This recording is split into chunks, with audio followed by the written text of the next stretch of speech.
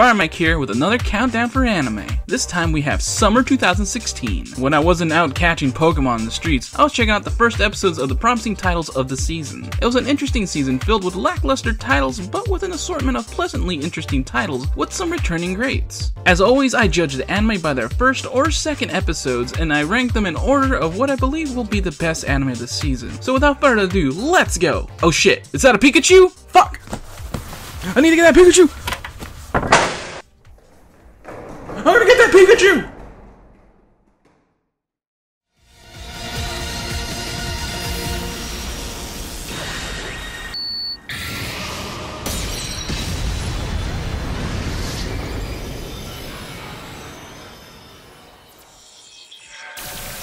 Handa-kun, handsome teenage calligrapher Sei Handa, is worshipped by all his classmates as an aloof superstar. Too bad Sei's inherent negativity and neurotic personality make him believe that everyone actually hates him. Handa-kun is a solid comedy anime. The first episode doesn't really do it justice because the entire nature of the first episode is the supporting cast trying to create their own ideal first episode of the anime. While the episode is hilarious, it doesn't show the true charm of the show. Handa-kun tries his best to keep to himself. He doesn't want to be involved in anything and just wants to go about his day. But unbeknownst to him, everyone idolizes him. And because of this, there are constant misunderstandings between the characters which throw Handa-kun into hilarious situations. What makes it even better is that in his efforts to avoid the situation, Handa-kun ends up doing the action that earns him the most respect. He ends up being an accidental Sakamoto-kun. The anime is an absolute blast. I highly recommend it.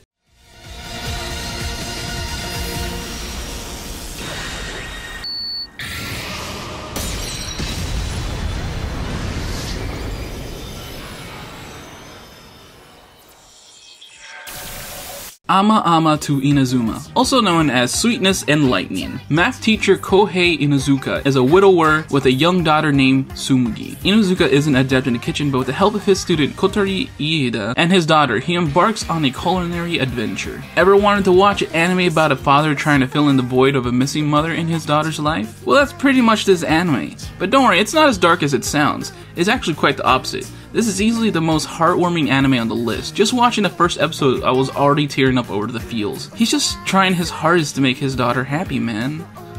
He's just really trying to make her happy, man. It's just so beautiful. I'm not crying, man. I'm not crying. I'm not. It's just so beautiful. Yeah.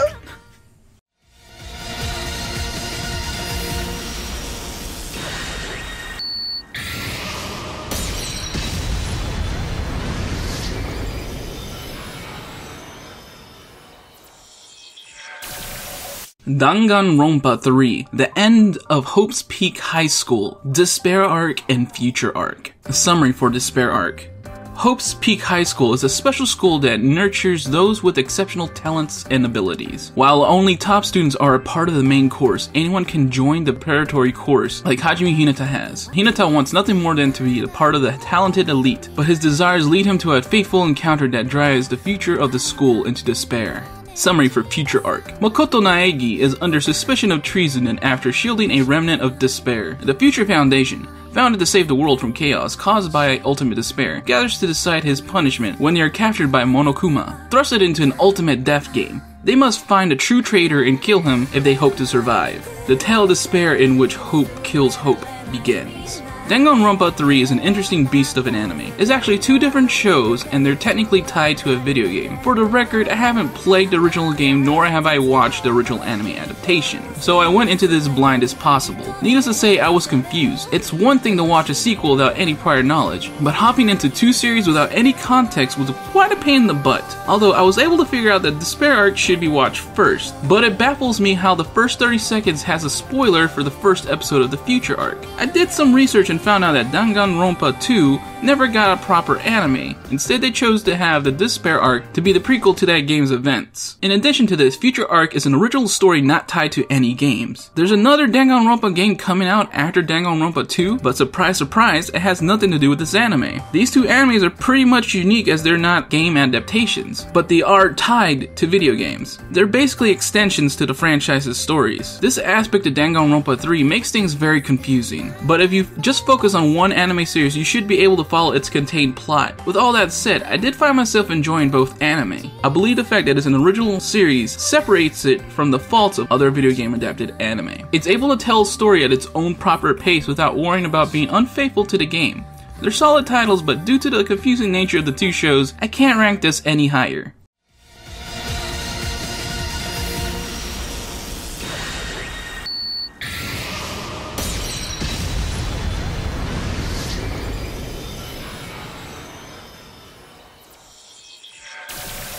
Food Wars, the second plate. After the qualifying test with curry dishes, 8 contestants have entered the quarterfinal of autumn elections. Soma, Megumi, Takumi, Hisaku, Alice, Kurokiba, Hayama, and Mimasaka. Their next challenge? Bento. This is another anime I hopped into without having seen the first season. You must excuse me for this horrendous error of mine, but I did have all the intentions of watching the first season. I was a huge fan of another food anime known as Yakatake Japan, where there was plenty of cooking competitions with judges displaying ridiculous reactions. So of course I wanted to watch Food Wars. Hopping into the second season, I found myself right at home watching the battle unfold in front of me. While I wasn't acquainted with the characters, I could easily follow what was going on, and that's basically due to its simple nature. They cook, they react, it's over the top, and that's pretty much all you need for this anime.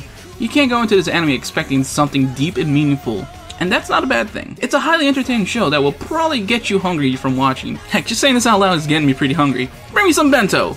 Or maybe some steaks, maybe some hamburgers, maybe some hot dogs. You know, anything goes. I'm just pretty hungry, man. Look at that food. Oh man, look at the detail. Oh, it's so juicy. I want some.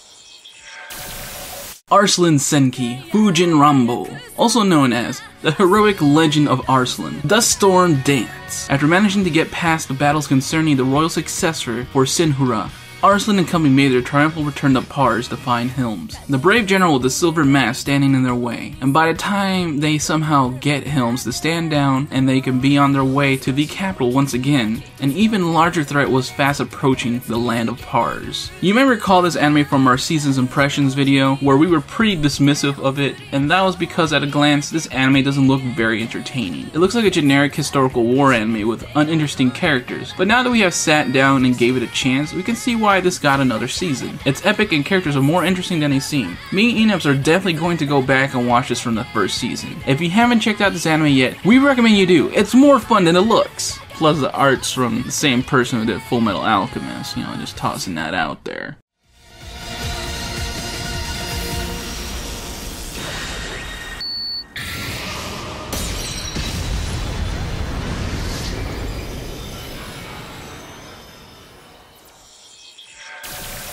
Berserk. Spurred by the flame raging in his heart, the black swordsman Guts continues his seemingly endless quest for revenge. Standing in his path are heinous outlaws, delusional evil spirits, and a devout child of God. Even as it chips away at his life, Guts continues to fight his enemies, who wield repulsive and inhumane power, with nary but his body and sword, and his strength as a human. Alright, before I go any further, let's get this out of the way. Yes, animation's not amazing. In fact, it's downright atrocious at times, and that is because they decided to go with the 3D route with this anime. It baffles me why they decided to do this. Maybe it was because the movies they made were like this, but why did it have to make this 3D as well? Berserk doesn't deserve this treatment, and I hope that there's enough backlash that they go back and do it right. There are many moments where you're taken out of the plot because of just how jarringly bad the animation gets. But let me say, there are moments where the animation gets bearable to where you won't even notice it. I've come to realize that this is usually when Guts goes into his action frenzy. This shows that they're at least trying to make the action look great,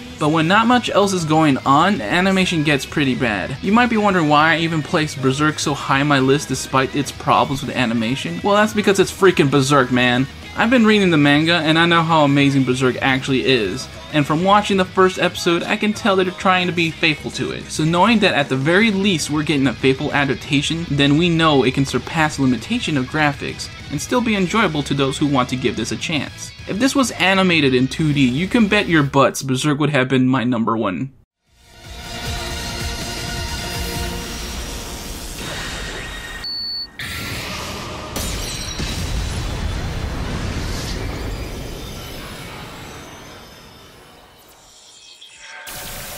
Mob Psycho 100. Mob is a boy who will explode if his emotional capacity reaches 100%. This boy with psychic powers earned his nickname Mob because he does not stand out among other people. He keeps his psychic powers bottled up so he can live normally. But if his emotional levels reaches 100, something will overwhelm his entire body. Ah yes, here we are, another story from the man who brought the world One Punch Man. But just knowing that, we can't let that persuade our opinions of the anime. Studio Madhouse brings their A game to the animation. Everything is fluid and colorful. What you would expect from this kind of anime. So what do I think about Mob Psycho 100 after one episode? Well, it's definitely got the same charm as One Punch Man, but I'm not sure it's going to reach the same heights of popularity as its brother anime. This is definitely going to be a fun ride of an anime with plenty of humor to keep you smiling. I think it's interesting that we basically have the polar opposite of Saitama in Mob. Saitama was the strongest and he knew it, but all he wanted was to find someone who could actually take more than one punch to defeat. While Mob is completely unaware of his true power. I mean, he knows he can deal with the small fry without a problem, but he's under the impression that he's not that strong and needs his sensei, who is actually pretty weak, to guide him. So where Saitama wants recognition, Mob wants the exact opposite. And while the other one knows his full potential, the other one does not. So we definitely have two different sides of a coin with Mob Psycho 100 and One Punch Man. Only time will tell if Mob Psycho 100 will be as popular as One Punch Man. But yeah, make sure to keep an eye on this anime because it's sure to be a memorable one.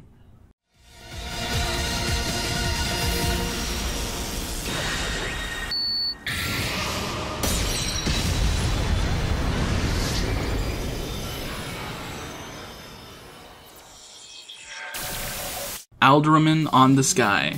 The Cat Varna Empire is at war with the neighboring Republic of Kyoka. In the Cat Varna Empire, the lazy, woman-admiring Ikuta hates war, but due to certain circumstances, he grudgingly takes the high-grade military officer exam. No one would have expected that this 17-year-old young man would eventually become a soldier called a great commander by others. Ikuta survives a world engulfed in war with his superior intellect. A surprisingly remarkably solid anime here. I wasn't quite swayed by the trailers when I first came across this anime, and then I even had my doubts when they were using pervert humor within the first 5 minutes. But then it became quite clear that it wasn't going to rely on petty humor to keep us watching. If you're curious, the main character makes some lecherous advances on one of the female characters, then puts on a facade of him caring too much about picking up a girl by trying to scare off other handsome competition. But this was all very minor, and the rest of the episode shifted gears and showed off what was a cleverly written plot that is reminiscent of politics of mecha anime like Gundam. I highly recommend that if you give this anime a chance that you watch the first 2 episodes, because they're clearly a part of the opening act of the show. First episode sets up the stakes, and then the second episode delivers. It gets very real, very fast. Aside from the politics, there are also these odd little Care Bear things that didn't get much of an explanation, but they're apparently little creatures that help power their technology or something. I don't know. Either way, it's just a little off-putting, but not distracting from the overall premise. I definitely recommend checking out Alderamin on the Sky.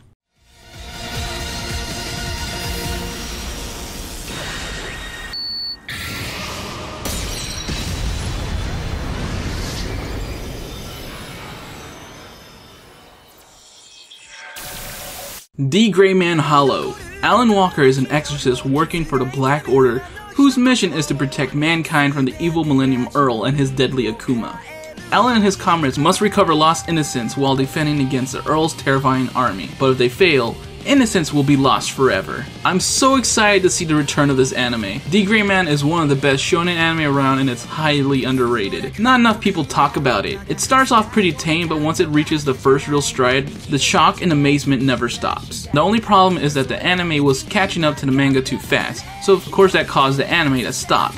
But this allowed the manga to develop nicely for a few years. Now we got ourselves a new anime to continue the story. And just to be clear, this anime picks up right where it left off, and it will not offer any major recaps of previous events of the last series. There is a brief recap, but it literally amounted to about 2 or 3 sentences of only the last major arc. The first episode of the new series ends with a bang. I won't say anything due to spoilers, but oh my god, is it a huge bang. I can't urge everyone enough to please check out D.GRAY-MAN from the beginning before hopping into this series. The show is great and more people need to watch it. If it wasn't for the fact that you need to watch the other series to understand what's happening, I would have made this number 1, but alas, I cannot let that be done. Now, before we hit number 1, let's look over some honorable mentions that couldn't make it into the top 10.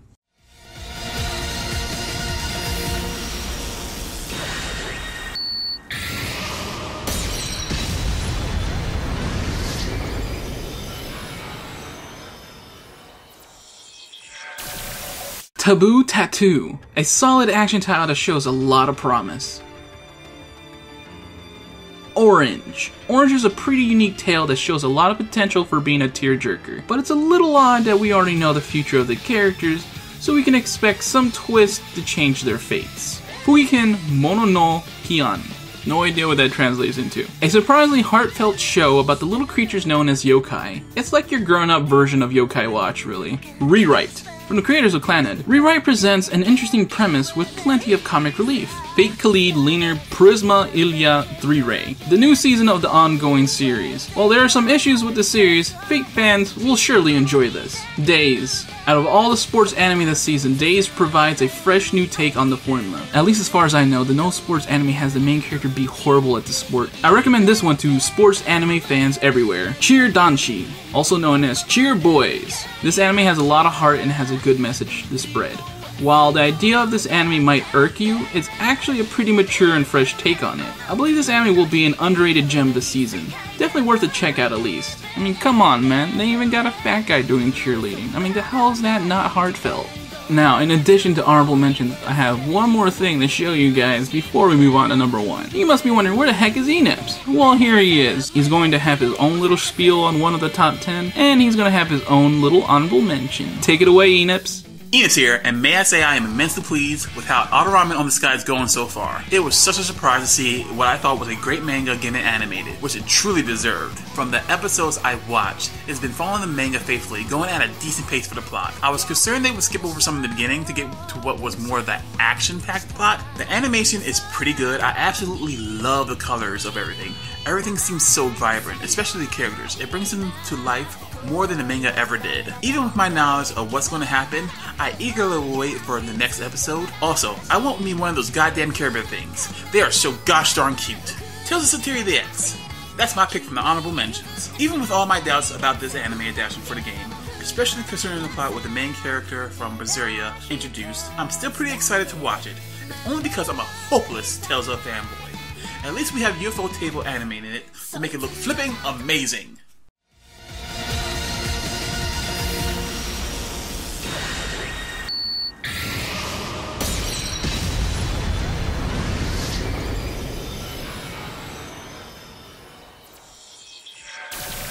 "91 Days. During the Prohibition era, in the lawless district, the law has no power. The mafia rule the streets, and the illegally made liquor flows freely. At one time, Avilio lived in this district, but after a mafia dispute ended in the murder of his family, he went into hiding. Later, Avilio receives a letter from a mysterious person that ignites his passion for revenge, and leads him to return to Lawless. There, he infiltrates the Venetti family, and gets close to Nero. From the first episode, you'll know you're in for a treat with this anime. It shows all the signs of a great story. We get a backstory and a tragedy to set us up for the plot of the show.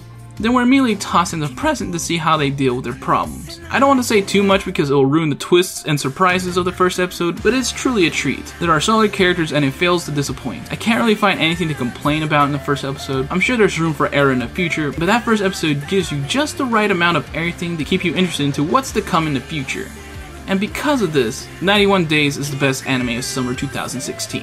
So there you have it. I'm changing up the formula a bit. We're trying to give Eneps a break so he can focus a bit more on his own videos and to give my channel more of an identity closer to me.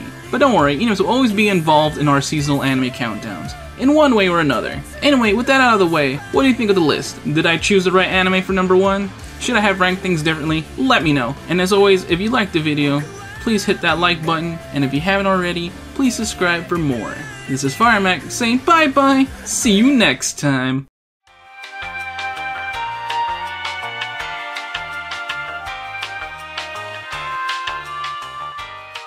I know it's been a month already, but hey, I have had a rough time this month between being super sick and family visiting, so I haven't really had a chance to really work on YouTube.